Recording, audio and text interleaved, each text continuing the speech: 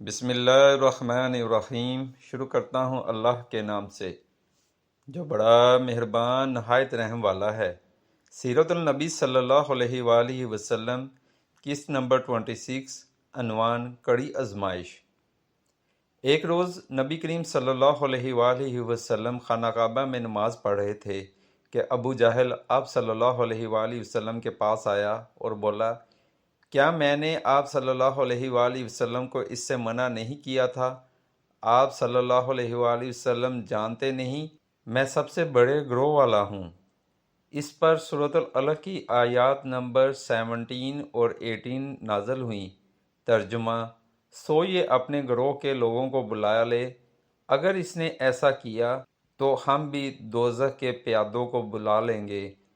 حضرت ابن عباس رضی اللہ تعالیٰ عنہ فرماتے ہیں، اگر ابو جہل اپنے گروہ کو بلاتا تو اللہ تعالیٰ کے عذاب کے فرشتے اسے پکڑ کر تہس نہس کر دیتے۔ ایک روز ابو جہل نبی کریم صلی اللہ علیہ وآلہ وسلم کے سامنے آیا اور آپ صلی اللہ علیہ وآلہ وسلم سے مخاطب ہوا۔ آپ صلی اللہ علیہ وآلہ وسلم کو معلوم ہے میں بطحہ والوں کا محافظ ہوں اور میں یہاں ایک شریف ترین شخص ہوں۔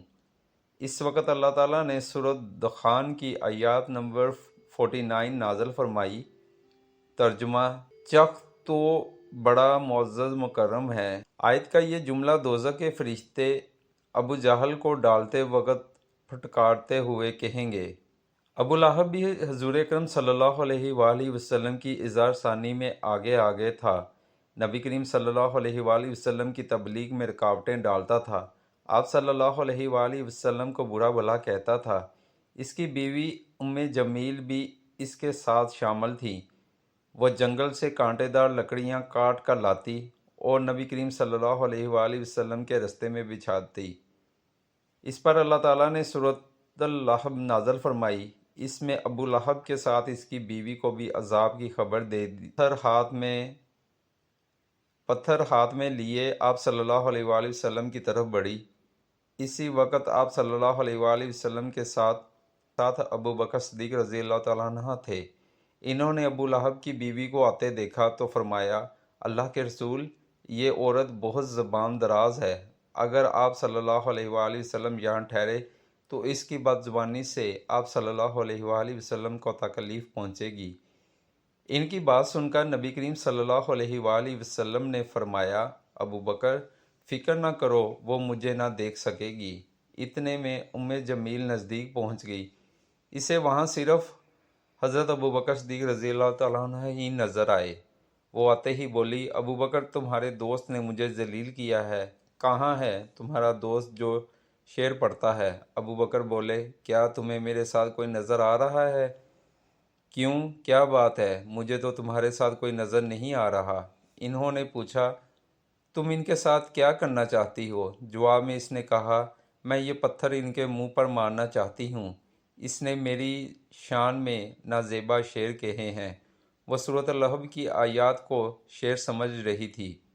اس پر انہوں نے کہا، نہیں، اللہ کی قسم، وہ شعر نہیں ہیں، وہ تو شعر کہنا جانتے بھی نہیں، نہ انہوں نے تمہیں ذلیل کیا ہے۔ یہ سن کر وہ واپس لوٹ گئی۔ بعد میں حضرت ابو بکر صدیق رضی اللہ تعالیٰ عنہ نے آپ صلی اللہ علیہ وآلہ وسلم سے پوچھا، اے اللہ کے رسول، وہ آپ صلی اللہ علیہ وآلہ وسلم کو دیکھ کیوں نہ سکی؟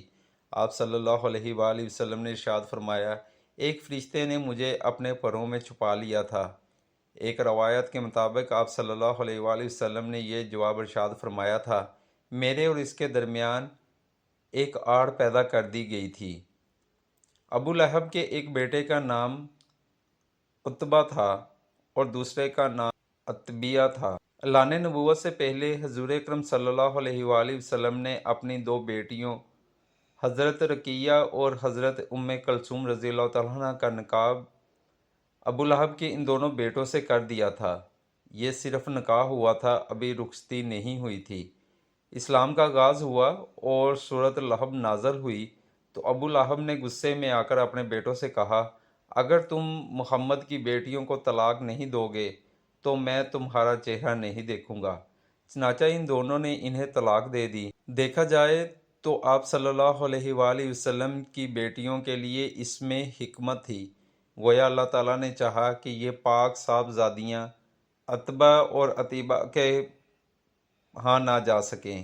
یہ رشتہ اسلام دشمنی کی بنیاد پر ختم کیا گیا، یعنی آپ دونوں چونکہ نبی کریم صلی اللہ علیہ وآلہ وسلم کی صاحبزادیاں تھیں، اس لیے یہ قدم اٹھایا گیا۔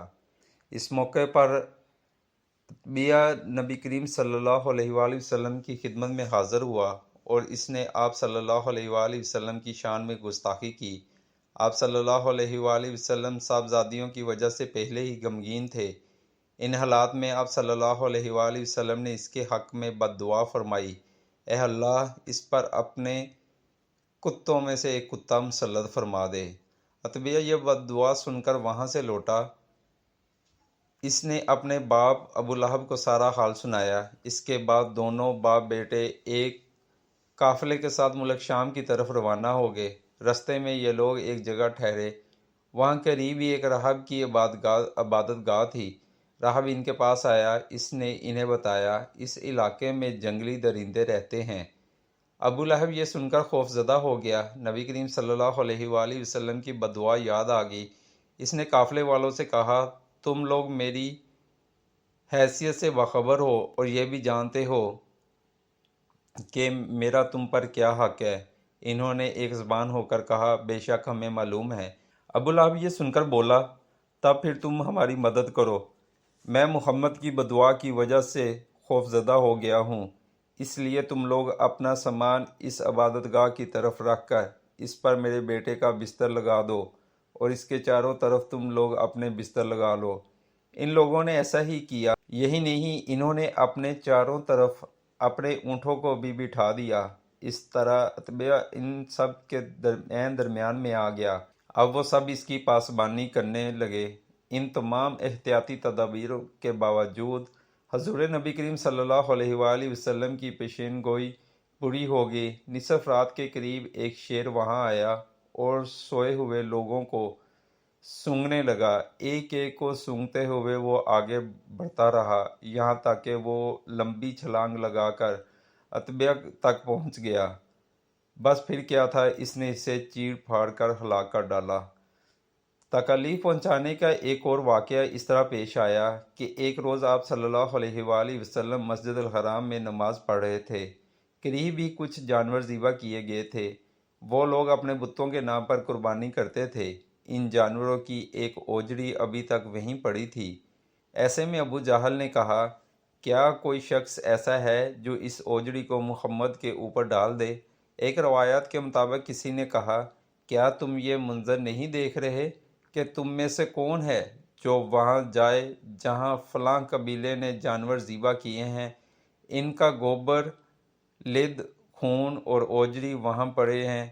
کوئی شخص وہاں جا کر گندگی اٹھا لائے اور محمد کے سجدے میں جانے کا انتظار کرے، پھر جو ہی وہ سجدے میں جائیں وہ شخص گندگی ان کے کندھوں کے درمیان رکھ دے۔ تب مشرکوں میں سے ایک شخص اٹھا، اس کا نام عقبہ بن ابی معیط تھا۔ یہ اپنی قوم میں سب سے زیادہ بدبخت تھا۔ یہ گیا اور اوجڑی اٹھا لایا۔ جب آپ صلی اللہ علیہ وآلہ وسلم سجدے میں گئے تو اوجڑی آپ صلی اللہ علیہ وآلہ وسلم پر رکھ دی۔ اس پر مشرکین زور زور سے ہنسنے لگے، یہاں تک کہ وہ ہنسی سے بے حال ہو گئے اور ایک دوسرے پر گرنے لگے۔ ایسے میں کسی نے حضرت فاطمہ رضی اللہ تعالیٰ عنہا کو یہ بات بتائی۔ وہ روتی ہوئی حرم میں آئیں۔ نبی کریم صلی اللہ علیہ وآلہ وسلم اسی طرح سجدے میں تھے اور اوجڑی ان کے کندھوں پر تھی۔ سیدہ فاطمہ رضی اللہ تعالیٰ عنہا نے اوجڑی کو اپنے ہاتھوں سے آپ صلی اللہ علیہ وآلہ وسلم سے ہٹایا۔ اس کے بعد آپ صلی اللہ علیہ وآلہ وسلم سجدے سے اٹھے اور نماز کی حالت میں کھڑے ہو گئے۔ نماز سے فارغ ہو کر نبی کریم صلی اللہ علیہ وآلہ وسلم نے ان لوگوں کے حق میں بد دعا فرمائی، اے اللہ تو قریش کو ضرور سزا دے، اے اللہ تو قریش کو ضرور سزا دے، اے اللہ تو قریش کو ضرور سزا دے۔ قریش جو مارے ہنسی کے لوٹ پھوٹ ہو رہے تھے، یہ بد دعا سنتے ہی ان کی ہنسی کافور ہو گئی۔ اس بد دعا کی وجہ سے وہ دہشت زدہ ہو گئے۔ اس کے بعد آپ صلی اللہ علیہ وآلہ وسلم نے نام لے لے کر بھی بد دعا فرمائی۔ اے اللہ تو عمرو بن ہشام کو سزا دے، یعنی ابو جہل کو، عقبہ بن ابی معیط اور امیہ بن خلف کو سزا دے۔ حضرت عبداللہ بن مسعود رضی اللہ تعالیٰ عنہ کہتے ہیں، اللہ کی قسم آپ صلی اللہ علیہ وآلہ وسلم نے جن جن قریشیوں کا نام لیا تھا، میں نے انہیں غزوہ بدر میں خاک و خون میں لتھڑا ہوا دیکھا، اور پھر ان کی لاشوں کو ایک گڑھے میں پھینک دیا گیا۔ اسی طرح کا ایک واقعہ حضرت عثمان غنی رضی اللہ تعالیٰ عنہ نے اس طرح بیان فرمایا ہے۔ ایک روز نبی کریم صلی اللہ علیہ وآلہ وسلم طواف فرما رہے تھے۔ اس وقت آپ صلی اللہ علیہ وآلہ وسلم کا ہاتھ حضرت ابو بکر صدیق رضی اللہ تعالیٰ عنہ کے ہاتھ میں تھا۔ حجر اسود کے پاس 3 آدمی بیٹھے تھے۔ جب آپ صلی اللہ علیہ وآلہ وسلم حجر اسود کے پاس سے گزرے اور ان کے قریب پہنچے تو ان تینوں نے آپ صلی اللہ علیہ وآلہ وسلم کی ذات بابرکت پر چند جملے کسے۔ ان جملوں کو سن کر آپ صلی اللہ علیہ وآلہ وسلم کو تکلیف پہنچی۔ تکلیف کے آثار آپ صلی اللہ علیہ وآلہ وسلم کے چہرے سے ظاہر ہوئے۔ دوسرے پھیرے میں ابو جہل نے کہا، تم ہمیں ان معبودوں کی عبادت کرنے سے روکتے ہو جنہیں ہمارے باپ دادا پوجتے آئے ہیں، لیکن ہم تم سے صلح نہیں کر سکتے۔ جواب میں آپ صلی اللہ علیہ وآلہ وسلم نے فرمایا، میرا بھی یہی حال ہے۔ پھر آپ صلی اللہ علیہ وآلہ وسلم آگے بڑھ گئے۔ تیسرے پھیرے میں بھی انہوں نے ایسا ہی کہا۔ پھر چوتھے پھیرے میں یہ تینوں یکدم آپ کی طرف جھپٹے۔